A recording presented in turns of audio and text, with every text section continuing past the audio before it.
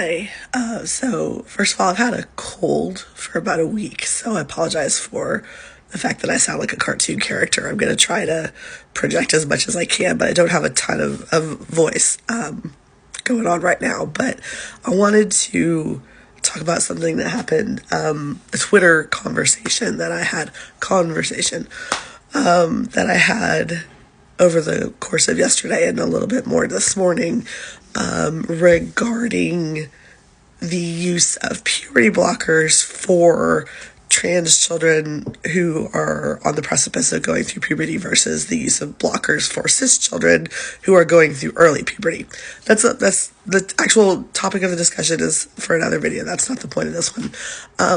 The point of this one is this realization that I had, and that is that I think I'm done trying to be reasonable with people about these kinds of topics.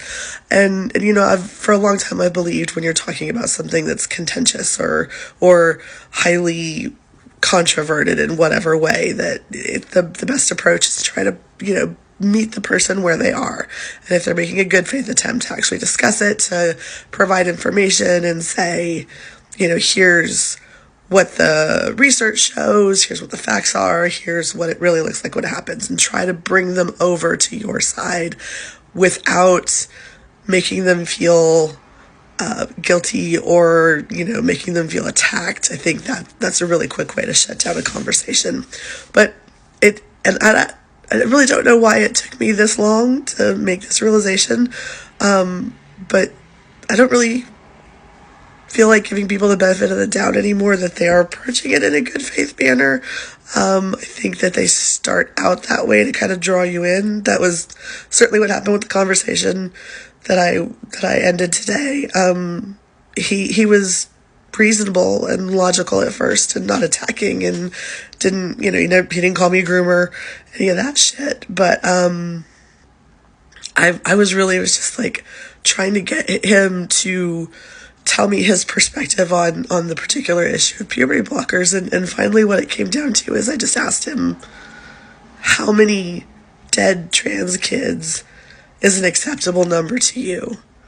And I think that's what I'm going to start doing in all of these conversations, because that's what it comes down to, really. That's the only bottom line. We know statistically the risk of losing our trans children to suicide is so significantly high and so much greater than it is for their cis peers.